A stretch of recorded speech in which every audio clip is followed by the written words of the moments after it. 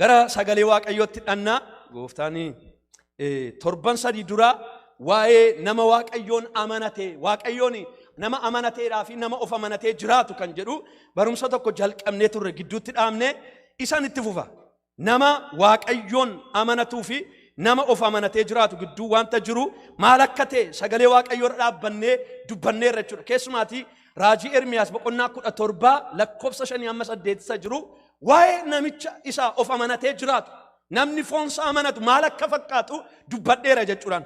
Akkuma beektanii yeroo sana namni foonsa amanatu wayimi nama amanatu maal fakkaata jennee dubbannee yoo yaadattu ta'e akka jennee ni jalqaba.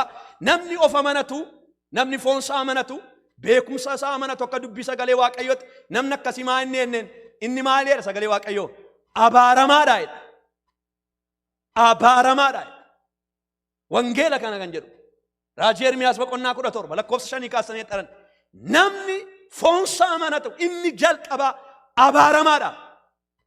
Nun immoo abaarsatti miti kan waamamne eebbatti waamamne karaa eenyu karaa Kiristoos. Kiristoos eebbatti eddan waameeti abaarsa keessa deeminee galuun qabnu jenneerra jechuudhaan. Kanaaf yoo obboloota koo abaarsa keessa baaneerra. Abaarsa keenya keessa immoo karaa nuti ittiin baane karaa Kiristoos Yesuusiin baane. Yesuusitti amanuudhaan Yesuusitti of kennuudhaan Yesuusiin humna keenya godhachuudhaan abaarsa keessaa baaneerra jechuudhaan. Yoo har'ammoo humna keenyatti dandeettii keenyatti inamanna yoo ta'e ofii koon kana gochuu nan danda'a, ofii koon kana hojjechuu nan danda'a, ofii koon na ooluu nan danda'a yoo jennate namni akkasiidha sagalee Waaqayyoo abaaramaadha jedha. Inni lammaffaan namni akkasii maalidha? Nama qofaasaa lafa onaa keessa jiraatudha. Namni akkamii? Namni of amanatu humna isaa dandeettii isaa namni beekumsa isaa amanatu qofaasaa nama wajjin jiraachuu hin danda'u. Namni wajjin dhaabachuu hin danda'u. Nama ijaaruu hin danda'u. Namni duukaa bu'uu hin danda'u. Duuka buutuun horatu namni akkasii. Iyesuus duuka buutuu horata ture. Maaliif? Iyesuus Kiristoos maal jedhe? Fedha abbaa kootii raawwachuun nu fedhe. You see, Kiristoos humna isaaf dandeettii isaatti hin amananne jechuudha. Sagalee Waaqayyoo maal jedha? Inni maal godheedha? Akka garbaatti maal godheedha? Gad of deebiseedha. Filiphiyos boqonnaa 2 irratti gad of deebisee eenyu? Iyesuus. Ituu waaqa ta'ee jiru, ituu gooftaa ta'ee jiru, ituu danda'a ta'ee jiruti gad of deebisee abbaasaa kabaje. Galanni Waaqayyoof haa ta'u. Kanaaf Waaqayyo maal godheedha? Maqaa ol caalu isaaf kenne jedhan. Hallelujah. Kanaaf obboloota koo namni ofiisaa amanatu nama qofaasaa lafa onaa keessa dhaabbatudha. Waaqayyo lafa onaa keessa sinin dhaabin. Sinin dhaabin maqaa Yesuus Kiristoos. Lafni onaa iddoo gaarii miti. Lafa waa biqilchuu hin dandeenyedha lafa onaa. Lafa bokkaan hin jirre, bishaan hin jirre. Lafa nama gubuudha, lafa nama rakkisuudha. Sinin dhaabin obboloota koo lafa onaa. Inni sadaffaan akkana jennee si yaadachiisumaaf naa jedha kana. Akka muka lafa onaa waa biqilchuu hin dandeenyedha. Namni of amanatu waa biqilchuu hin danda'u, dhaloota horachuu hin danda'u jedhe. Dhaloota geggeessaa jechuun nama dhaloota horata jechuudha. Yesuus ikkoo duuka buutuu meeqa horatee deeme? Nama 11 horatee deeme. Waaqarraa qofaasaa dhufeetu nama 11 horatee sokke. Yesuus nama horatee ennaanii anis isinis nama horachuu qabna jechuudha. Namni garuu yeroo hundumaa ana duwwaadha jedhu nama horachuu hin danda'u. Kanaaf har'a rakkinni biyya lafaa irratti kan inni baay'atu geggeessonni baay'ee warri biyya bushan yoom biyyan bushute biyyi diigamte Waaqayyoo ani atiin bushutu ana diigamtu jedheetti mee diigamte jedheetti mee ta'e hin beeku. Ani yoon iddoo sanan taa'u ta'e biyyi diigamti namni ol nyaatan maa jechuudha. Waaqayyo si duwwaa qaba miti nama baay'ee qaba Waaqayyo. Kanaaf iyyuu yeroo hundumaa namoonni ofii isaaniitti amanatan ana duwwaa jedhan nama rakkisu iddoo hundumaa keessatti. Warra biyya bushan irratti ilaalleerra, warra waldaa kiristaanaa bushan irratti ilaalleerra, tajaajiltoota ilaalleerra, jireenya namoota baay'ee kaasne ilaalleerra yeroo sana. Inni arfaffaan immoo akkana jenne namni ofii isaa amanatu maal jedha? Nama wanta gaarii dhufu arguu hin dandeenyedha. Waan gaarii dhufaa jiru ilaaluu hin danda'u. Waan gaarii namaaf ta'u, waan gaarii obboleessaaf ta'u. Yeroo namni waan gaarii godhatu hin gammadu namni akkasii. Yeroo namni itti bareedu hin gammadu namni akkasii. Nama akkamii? Namni yeroo hundumaa foon isaatti amanatu, ofii isaatti amanatu. Ana duwwaa jedhu namni akkasii baay'ee rakkisaadha jennee haasofneerraan. Kanaafi lallaba sana online argattu amma garuu amala nama Waaqayyoon amanatu irratti haasofnaan. Nama Waaqayyoon amanatu maal fakkaata isa jedhu ole wajjin ilaallaan. Mee isa dura macaafa qulqulluu keessaati macaafa faarfannaa 115 dhaqaa baafadhaam 125 warra jirtanis warri mana jirtanis macaafa keenya macaafa faarfannaa 125 lakkoofsa tokko akka jedha. Warri Waaqayyoon amanatanii akka tulluu Xiyoon hin mixxiqani jedha. Maal jedha? Eenyu warra amanatan? Warri Waaqayyoon amanatan. Laala namni Waaqayyoon amanatee jiraatu akka tulluu Xiyoon maaliin ta'u sagalee Waaqayyoo hin mixxiqu hin socho'u jechuudha. Maaliif tulluu Xiyoon kana wajjiniin fakkeenya fudhateetu namni Waaqayyoo Daawit geggeessaan Israa'el kan ture mootii Israa'el kan ture kun dubbata Yerusaalemitti naanne ammallee yoo televiziyoonii hidhatanii yoo biyya sana Waaqayyoo carraa isinii kennee hidhatanii argitanii Yerusaalemii sanatti magaalaa sanatti kan naannee jiru gaaratutti naannee jira. Miidhagina addaa qabdi Yerusaalem gaara waan qabduuf gaara sheerraan kan keemmoo miidhaginni suni ishee bareecheera. Maal jedha iddoo kanatti namni Waaqayyoo kun immoo namni Waaqayyoon amanatee jiraatu namni Waaqayyoon duwwaatti of kenneedha. Namni Waaqayyoo irratti of gateedha. Akka tulluu Xiyoon hin mixxiquudha. Galanni Waaqayyoof haa ta'u. Namni akkasii namni eenyuun amanatu? Waaqayyoon amanatu. Namni dandeettii isaa humna isaa amanu Waaqayyoo irratti of gata. Nama yeroo hundumaa dhaabbatu. Nama hundumaa yeroo hundumaa jiraatudha jedhee dubbata akka jedha.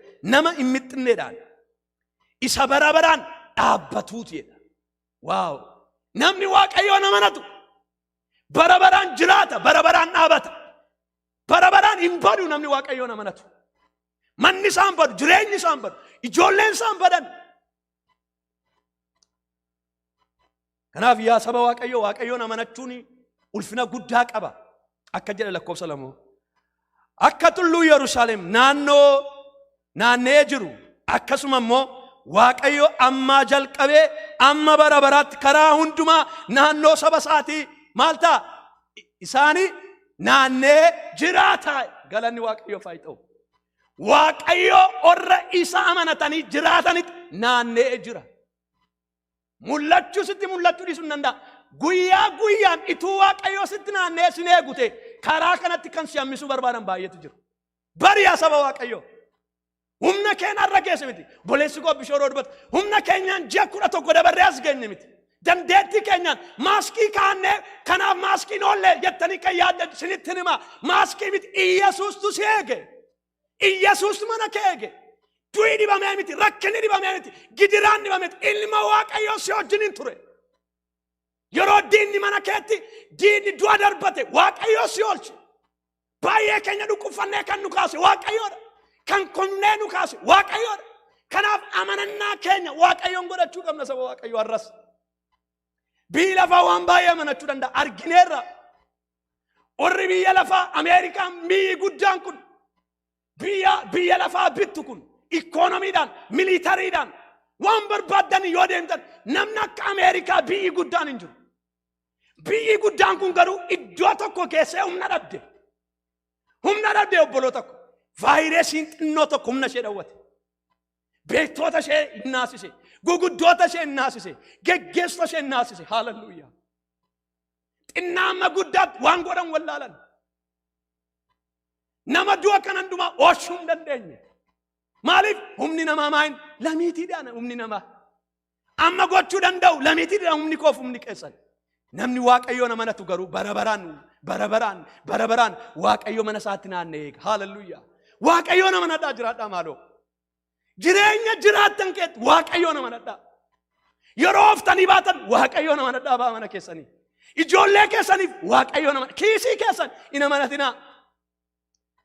Waaqayyoon namni amanatu maal akka argatu isinitti hima. Namni Waaqayyoon amanatu sagalee Waaqayyoo. Waaqayyo akkuma tulluun Yerusaalemitti naannee jiru. Waaqayyo maal ta'a? Saba isaatti naannee jira. Waaqayyo ko sitti naanneera. Iji keenya hin banamne malee kummee nuuf amanu malee Waaqayyo. Akkatti ergamoonni Waaqayyo yeroo hundumaa nu eegani. Akkatti ergamoonni Waaqayyo mana keenya eegani. Akkatti ergamoonni Waaqayyo jireenya keenya eegani obboloota ko. Dinqiidhaan nu hin galle malee. Kanaaf iyyuu Waaqayyoon amanatee namni jiraatu gaa. Maal fakkaata masaasumni. Namni Waaqayyoon amanate kun amala akkamii qaba? Tokkoffaa.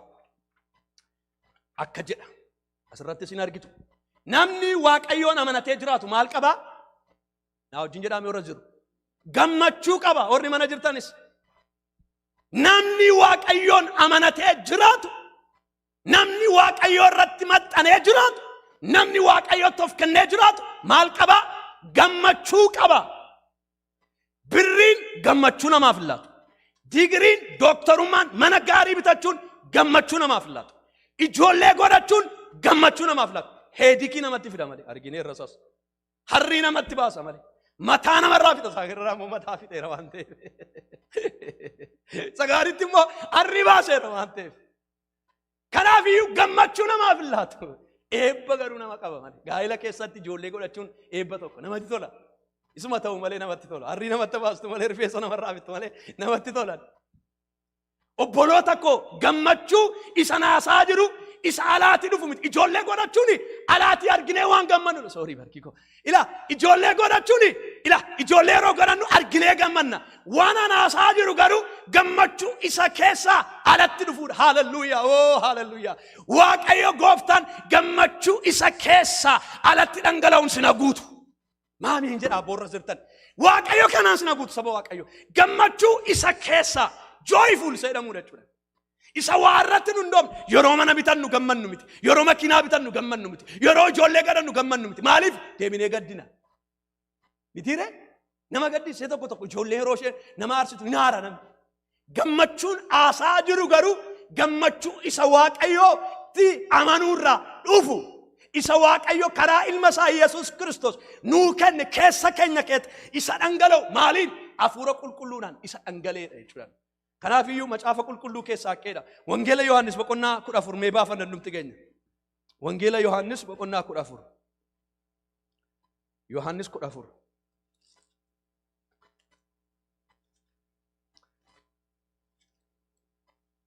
Baafadhaa. Rimana jirtanis as jirtanis 14. Akka jedha. Lakkoofsa 27. Nagaa isin biratti nan hambisaa jedhe Yesuus. Maal jedhe sagalee Waaqayyoo? Nagaa isin biratti maal hin taa'e? Nan hambisaa. Nagaan koo isiniif nan kenna. Galanni Waaqayyoo faayitoo. Yesuus dubbate kana. Nagaa isin biratti nan hambisaa. Nagaa koo immoo isiniif hin kenna. Ishi maal jedha? Nagaa koo immoo isiniif nan kenna. Ani akka biyyi lafaa kennu isiniif kennu mitiidha. Laala biyyi lafaa nagaa gammachuu namaa laatu qaba. Kiristoos garuu maal isa akka biyyi lafaa namaa kennu mitiidha. Biyyi lafaa nagaan isa haasaa jiru namaaf hin kennu. Biyyi lafaa happiness isa jedhan isa waan irratti hundaa'ee nama gammachiisu. Isa joyful jedhamu tun ta'in isa wanta namni argatu irratti hundaa'ee yeroodhaaf nama gammachiisu namaa kenna. Isa naasaa jiru garuu isa Kiristoos Yesuusitti amananii jiraachuudhaan Kiristoos wajjin deemuudhaaf rakkina keessatti, gidiraa keessatti, ari'atamuu keessatti, dhukkuba keessatti, madaa keessatti isa argatan sana naasaa obboloota koo. Kiristoos maal jedhee nagaa isiniif hin kennaa jedhe. Nagaa koo immoo isin biratti hin dhiisaa. Nagaan isinii kennu garuu isa biyyi lafaa isinii laatu wajjin maa miti jedhe. Tokko miti jedhe. Galanni Waaqayyoof haa ta'u. Tokko miti. Obboloota koo Yesuusitti maxxananii jiraachuun Yesuusin amanatanii yeroo jiraatan nagaa qaba namni. Har'a biyyi lafaa nagaa dhabde. Mootonni nagaa namaaf hin laatan. Yuunaayitid Neeshinii nagaa fiduudhaaf biyya baay'ee keessa gale. Loltuu ergeera. Nagaa fiduu hin dandeenye. Nagaan biyya lafaa irratti hin dhufu. Nagaa kan fide si keessa jira garuu. Nagaa dhaloota irratti kan fide. Nagaa inni ta'e Yesuus sin keessa jira. Mana kee keessa jira. Laphee kee keessa jira saba Waaqayyoo. Maqaan isaa Yesuus jedhama. Hallelujah. Maqaan isaa Yesuus. Maal jedhama beektu? Angafa maaliidha? Angafa nagaa. Laala Angafa nagaa. Hallelujah. Eenyuun Iyesuus. Iyesuus akkam Iyesuus isatti itti maxxantee jiraachaa jirtu. Iyesuus ati amanattee jiraachaa jirtu. Lubbuu nagaa dhabdeef yoo jiraatte har'a ergaan sii qaba. Iyesuus Kiristoosin amanadhu. Iyesuus itti maxxani. Iyesuus wajjin hin deemi. Iyesuus waammadhu. Nagaa sii ta'a Iyesuus. Lafati nagaa dhabdetti. Lafa dhukkubbattee ciisutti nagaa sii ta'a Iyesuus. Kan nagaa kan sagalee Waaqayyoo dubbatu. Garaan keessan irraafamin hin sodaatin jedha Yesuus. Namni nagaa qabu garaan isaa irraafamu maal hin ta'u hin sodaatu. Wanti lama jireenya namaa keessa galuu hin danda'u. Yoom sodaa gala yoom nagaa gala. Nagaan Yesuus maqaa Yesuus isin irratti roobu wara. Nagaan Yesuus obboloota. Lafa hojjettanitti lafa jiraattanitti mana keessan qeetti. Yeroo waan hundumtuu nagaan sin nama dhawwatu nagaa Yesuus dinqiidhaam nagaan kun. Har'a nagaa kana keetti eegamne har'a geenye himnu. Nagaa kana mana keenya keessa jira. Maaloo hubadhaa. Namni baay'ee nagaan qabu beektumti. Mana dinqii jedhamu keetti har'a koo beektoota biyya kanaa keessa yeroo laaltanii warra jireenyi dinqii ta'e of ajjeessa. Maal dhabanii of ajjeessan amma isaan jettanii yaadamu. Maal dhaban horiyoo qabu. Nama balbala banuuf qabu. Security qabu. Waan barbaadan namatti hojjetee nyaata. Maal dhaban jarru kun? Nagaa dhaban. Nagichi moo eessaa dhufa? Iyesuusin dhaban. Iyesuus immoo eessa jira? Na keessa jira. Iyesuus si keessa jira. Vaalii guddaa baattee jirta amati. Saba Waaqayyoo vaaliin si keessa jiru warqee cimaa ta'e tokko baattee jirta. Mootii Israa'el isa ta'e fayyisaa biyya lafa ta'e isa si keessa jira. Isa si galeen. Maaloo saba Waaqayyoo hubadhaa. Kiristoos ilma Waaqayyoo mootiitu si keessa laphee kee keessa dhufee jira mara buufatee. Ituu isaa wajjin hin deemtu maaf nagaa dhabdan? Maaramuu tare? Maa sodaattare? Rakkinni keenya Waaqayyoon amanannee hin jiru. Amanadhee hin jiran jedha malee amanadhee hin jiru. Amanadhee hin jira jennee faarfanna hin faarfanna hin lallabna malee amanannee nuti. Amanannee jiraachuu qabna garuu Waaqayyoon. Maaliif obboloota ko biyya lafaa kana keetti Waaqayyoon hin amanannu ta'e rakkisaadha. Mee raajii immoo Isaayyaas 26 mi baafadhaa. Raajii Isaayyaas 26. Akka jedha inni immoo.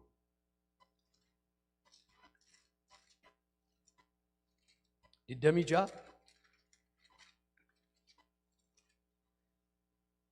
macaafa raajii Isaayyaas 26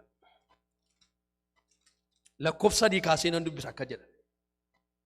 Isa garaansaa cimsee si amanateef laala si amanatuuf isa garaansaa cimsee si amanatuuf sagalee Waaqayyoo sababii inni sittoof kennuudhaaf waaw ati maal gootaa nagaa guutuu in eegda. Waaw sagalee Waaqayyoo dubbataa mana mitiim saba Waaqayyoo isa garaasaa cimsee si amanatuuf fedha. Sababii inni immoo sittoof kenneedhaaf sababii inni ofiisaa sittoof laateedhaaf jireenya isaa siif kenneedhaaf ka'uu hallelujaa. Waaqayyoo hafuura kana nu falaatuma ganama kana maal gootat immoo jedha. Waaqayyoon amanatanii jiraachuun gatii qaba. Akkas gootat immoo jedha Isaayyaas. Ati immoo nagaa guutuudhaan in eeddaa jedha. Nagaa guutuudhaan namatti tolu sagalee Waaqayyoo. Nagaa guutuudhaan. Yeroo namni nagaa dhabeetti sababii ati Waaqayyoon amanattee Waaqayyoo wajjin jiraachaa jirtuuf Waaqayyoof adda baatee jirtuuf Waaqayyoo immoo nagaa isaa sirratti dhangalaasa. Nagaan Waaqayyoo sirratti dhangala'u ganama kana. Rifeensa mataa keetii amma qoma miila keetii nagaan Kiristoos inni dhuma hin qabne maqaa Yesuus Kiristoos inni irratti dhangala'u. Hadhangala'u obboloota. Isan nu barbaachisa nuuf. Ani horii isiniin kadhadhu hojjettanii argattu maal gootu? Biyya Ameerikaa hojjettanii jiraatan kee jirra. Warra Ameerikaa jirtaniif hin jedhe. Warra Awurooppaa jirtaniif. Eebba sana nagaan nama barbaachisa. Namni nagaan qabu taanaan ikko sireera farraa namni ka'uu hin danda'u. Nagaan koo baay'ee barbaachisaadha. Nagaan haasaa jiru kana iddoo guddaa qaba. Jireenya namaa keetti akka salphaatti hin ilaalina. Namni baay'een nagaan qabu warra mana isaa keessa. Gaa'illi baay'een nagaan qabu. Oo hallelujaa. Haadha manaaf abbaa manaa baay'ee gidduu nagaan hin jiru har'a. Mana kee keessa nagaa jira. Abbaa faadhii ijoollee godhatanii bara isaan gaddanii dhabarri kun beektuu kana saba Waaqayyoo. Dhaloonni abbaa faadha sodaachuu dhiisee keessa jirraamnu. Dhugumaam akka salphaatti ilaalina nagicha arramana kee kan keessa jiru kan fide Yesuusidha. Yesuusii wajjiniin jiraachuu keeti, Yesuusiitti maxxanuu keeti, Yesuusii wajjiniin deebi'uu keeti. Kanaaf iddoo guddaa qaba jechuudha. Kiristoos Yesuusin amanatanii jiraachuu. Sababii inni si amanateefidha. Ati moo maal gootaa? Nagaa illaattaaf akka jedhe lakkoofsa 4. Waaqayyo gooftaan kattaa yeroo hundumaa jiraatudha waan ta'eedhaaf. Ilaalaa lakkoofsa 4 maaloo sagalee Waaqayyo sanitti dubbatu. Waaqayyo gooftaan kattaa yeroo hundumaa jiraatu waan ta'eedhaaf bara baraan isa maal godheedha? Amanadhu jedha sagalee Waaqayyo. Of hin amanatin, dandeettii kee hin amanatin. Waaqayyo gooftaan kattaa bara baraan kattaa beekna miti. Kattaa jechuun dhagaa guddaa jechuudha. Dhagaan sochaane. Dhagaa humna qabeessa jechuudha. Waaqayyo gooftaan kattaa bara baraan jiraatu waan ta'eef. Sillee yaasusu waan ta'eef. Singatu waan ta'eef. Simbuusu waan ta'eef. Akkasiin jedha sagalee Waaqayyo. Isa bara baraan amanadhu. Ameen. Isa bara baraan amanadhu. Eenyu amanattanii jirtu ammas Waaqayyoodha. Yoo Waaqayyoon amanattanii jirtu ta'e nagaa qabdu, gammachuu qabdu. Haleluuyaa. Filiphiyos boqonnaa 4 6:7 warra caafachaa jirtaniif. Fakkeenya 16:20 meenan dubbisa akka jedha. Fakkeenya 16:20. Fakkeenya 16:20.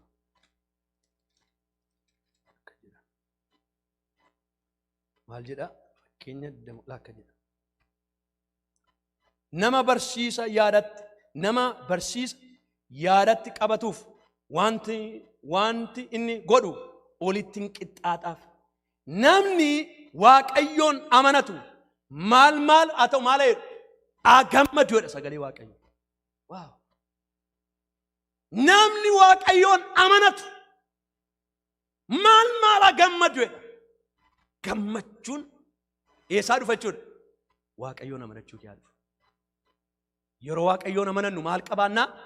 Gammachuu qabaanna. Nagaa qabaanna. Ameen. Gammachuun Waaqayyoon amanachuu keessaa dhufa. Kanaaf namni Waaqayyoon amanatu maal argata? Pooyintii inni jalqabaa jennee meenaa wajjin jechaa warra jiran gammachuu qabaate dhaame gammachuu qabaata. Haleluuyaa. Lammaffaa. Namni Waaqayyoon amanatu maal qabaatanii lammaffaa? Daandii jireenyaa hin qajeelaa. Daandiin jireenyaa yeroo jedhu isaan irra deemaa jiru kana jechaan jiramidha. Daandiin jireenyaa jechuun wanta inni hojjetu hundumtu isaan maal ta'a? Hin qajeelaaf. Fiixaan baaf. Maaliif? Waaqayyoon amanatee jalqabe waan ta'eef.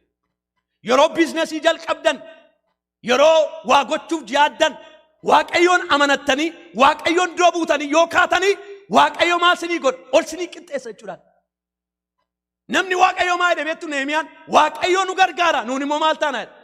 Kaanee ijaarraa.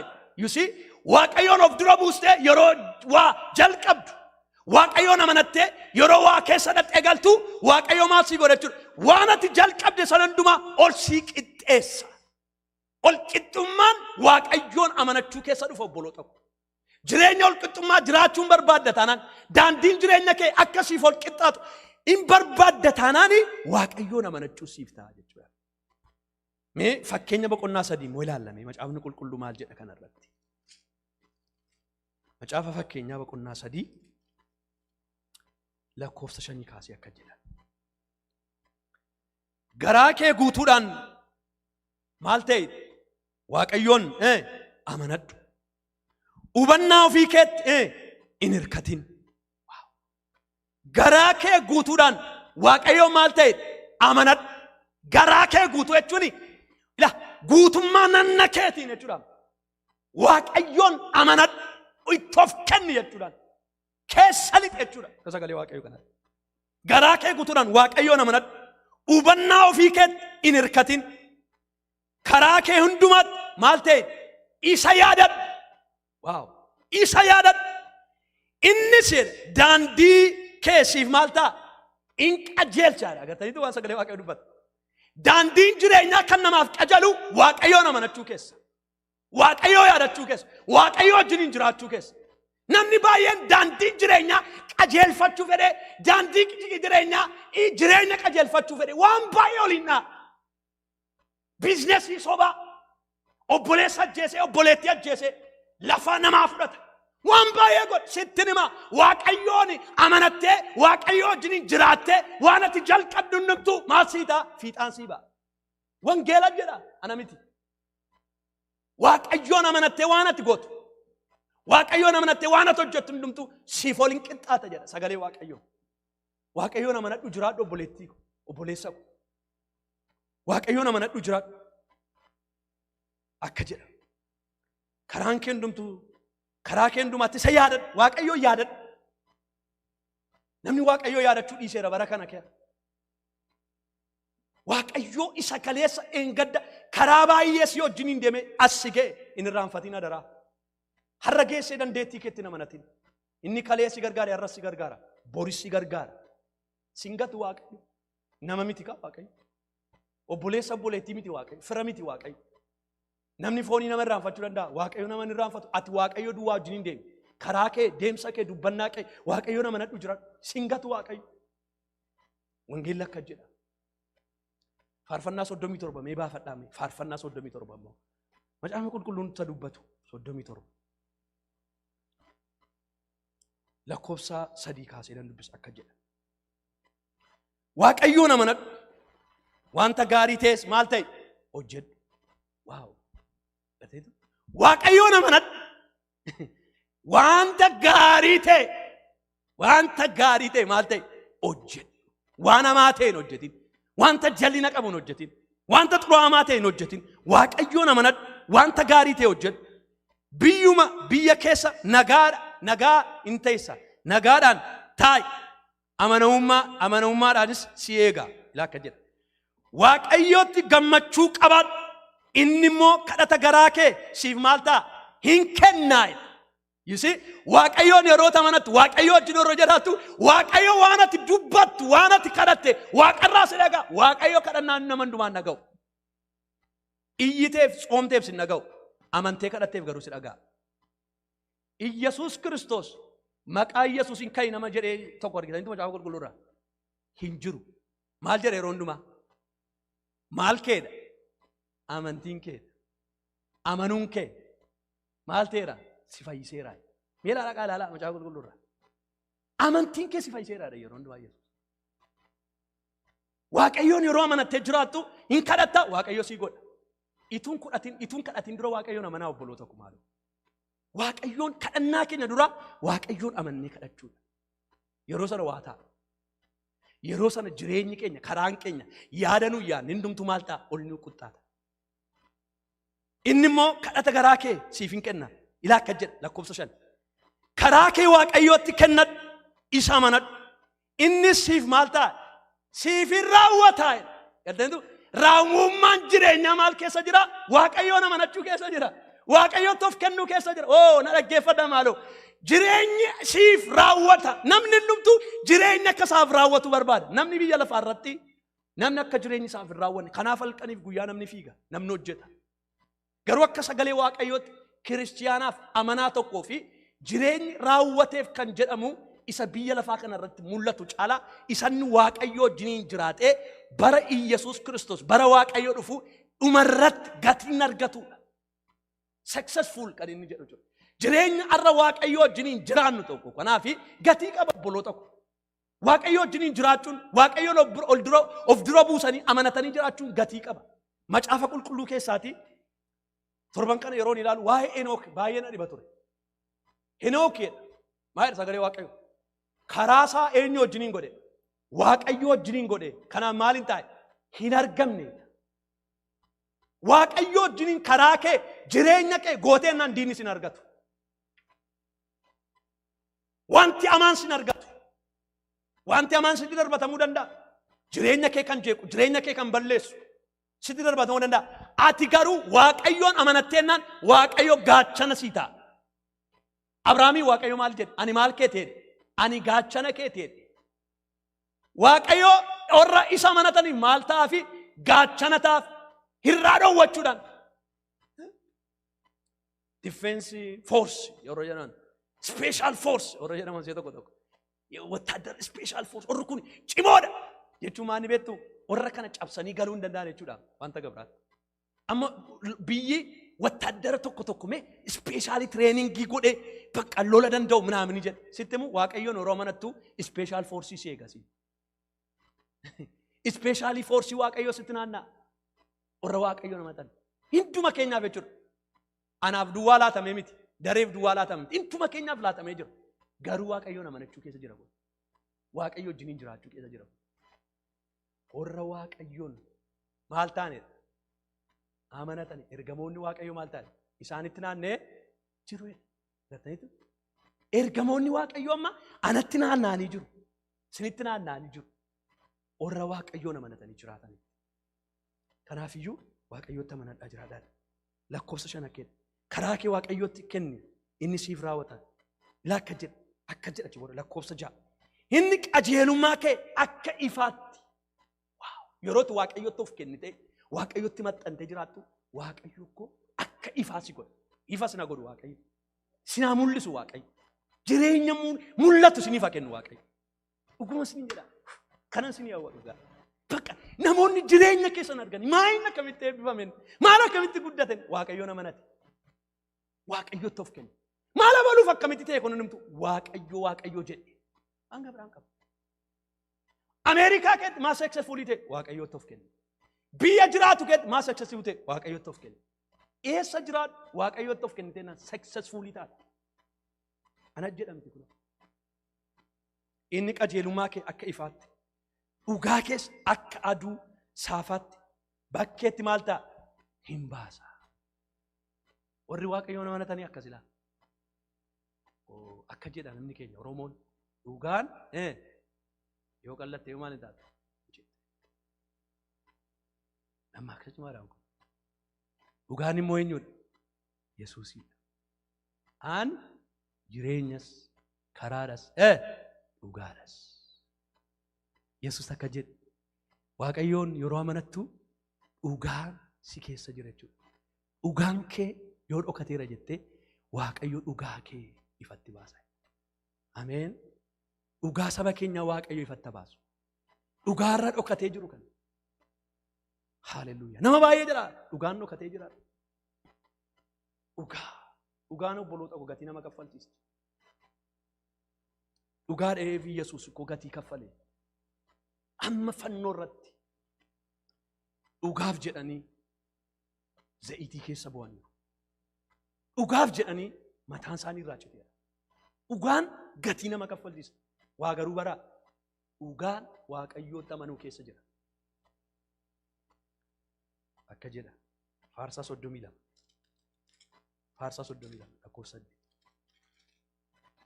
Akka jedha Waaqayyo wanta gammachuu siif ta'u si hubachiisa. Karaa irra deemtu siif ta'u sitti maal ta'a? Hin agarsiisa. Si gorsa. Ija kootinis sin to'adha. Waaqayyoon yeroo amanattee jiraattu Waaqayyo maal si godha?